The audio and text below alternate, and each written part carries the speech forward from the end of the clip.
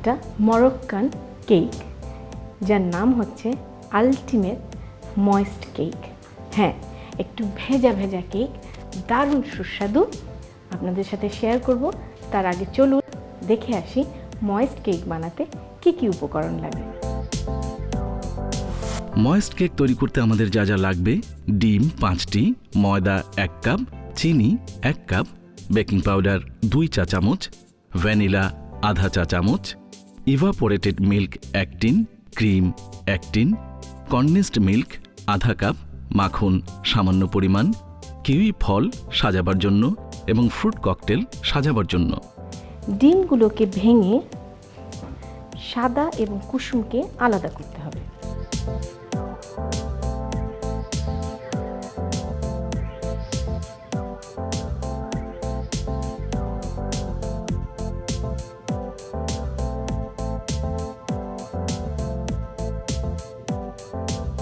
এবারে আমরা চিনিটাকে 2 ভাগ করে অর্ধেকটা দেব ডিমের কুসুমে এবং বাকি অর্ধেকটা দেব সাদায়, ফেটে ফোম করে নেব।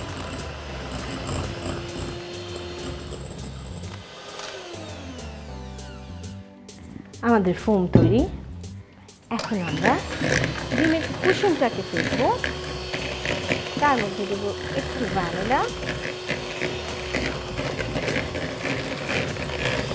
1/3 কাপ দুধ,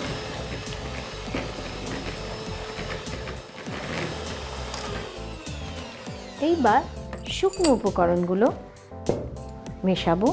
2 টিস্পুন বেকিং পাউডার ডিমের কুসুমের মিশ্রণে মেশাতে থাকবো।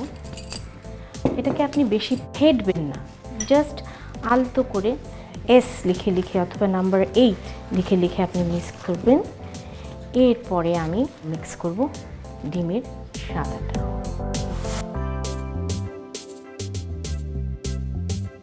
জাস্ট ফোল্ড ইন করে দিব। আগে থেকেই আমাদের কেক প্যান তৈরি করে রেখেছি, এরকম একটা পাইরেক্সের বাটিতে।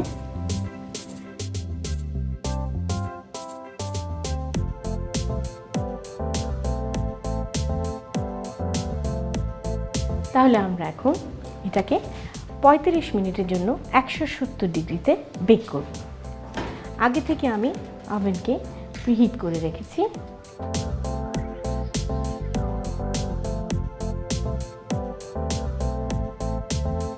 ঠিক 35 মিনিট পর আমরা আবার ফিরে আসছি। হয়ে গেল আমাদের 35 মিনিট। চলুন তাহলে দেখি আমাদের কেকের কি অবস্থা।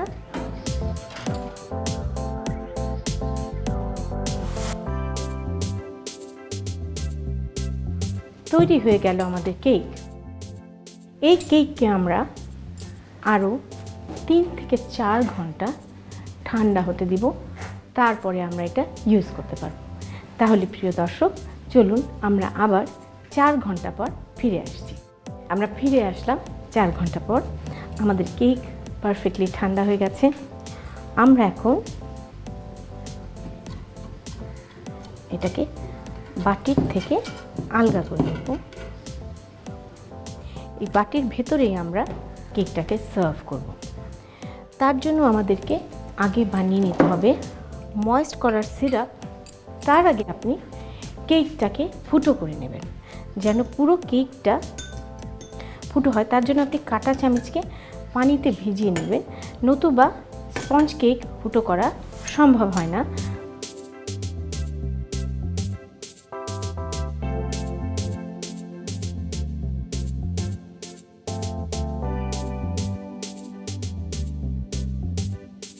আমরা মোটামুটি কেকের উপরে গুটি বসন্ত তৈরি করে দিয়েছি।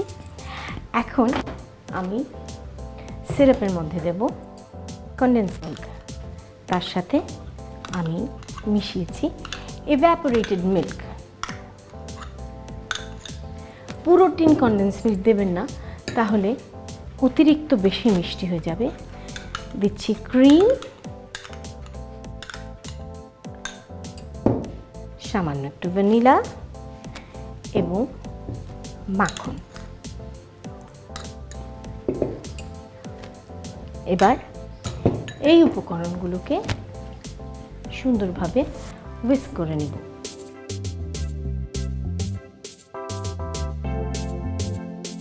এখন আমরা সুন্দরভাবে এই কেকের উপর দিয়ে সিরাপ ঢেলে দিব এবং কাঁটা চামচ দিয়ে ফুটো করে দেওয়ার কারণে এই সিরাপ পুরো সোকড হয়ে এই কেকটাকে একদম শাহি টুকরার মতন ভিজিয়ে তুলবে।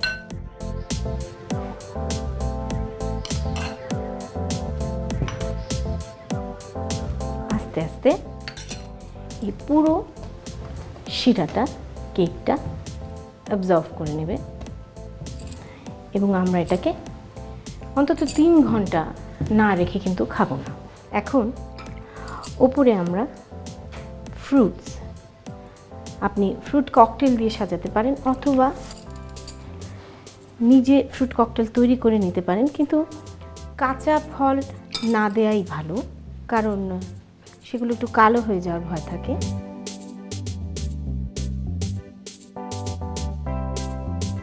তৈরি হয়ে গেল আমাদের আলটিমেট ময়েস্ট কেক। অসাধারণ খেতে। আপনাদের সবার সুবিধার জন্য চলুন আরেকবার এটা প্রণালীটা দেখে আসি। প্রথমে ডিমের সাদা অংশ ও কুসুম আলাদা করে 2 বাটিতে নিয়ে নিন। তারপর কুসুম ও সাদা অংশে চিনি দিয়ে দিন। এবার সাদা অংশ ভালো করে বিট করে নিন। কুসুমের সাথে ভ্যানিলা এবং দুধ দিয়ে ভালো করে বিট করে নিন। এবার ময়দার সাথে অ্যারারুট মিশিয়ে মিশ্রণে ঢেলে ভালো করে মিশিয়ে নিন। তারপর ডিমের সাদা অংশ মিশ্রণে ঢেলে মিশিয়ে নিন। এবার বেকিং ট্রেতে ঢেলে 170 ডিগ্রি তাপমাত্রায় 35 মিনিটের জন্য ওভেনে দিয়ে দিন। 35 মিনিট পর ওভেন থেকে বের করে 3-4 ঘন্টা ঠান্ডা করে নিন। এবার অন্য একটি বাটিতে ইভাপোরেটেড দুধের সাথে কনডেন্সড মিল্ক, ক্রিম, ভ্যানিলা এবং মাখন দিয়ে ভালো করে মিশিয়ে নিন। তারপর কেকের উপর ঢেলে ফ্রুট ককটেল দিয়ে সাজিয়ে পরিবেশন করুন মজাদার ময়েস্ট কেক। প্রিয় দর্শক, দেখলেন তো কি দারুণ দুটো ডেজার্ট, একেবারে গোরমে রান্না। একটা হচ্ছে আলটিমেট ময়েস্ট কেক। কেক তো আপনারা অনেক রকমেরই খান, কিন্তু এই ময়েস্ট কেকটা খেয়ে দেখুন, একেবারে অসাধারণ। সেই সাথে ঘরে বসে কোনো বেকিং না, ঝামেলা না, একেবারে ফ্রিজে জমিয়ে অপূর্ব পাইনাপল চিজ কেক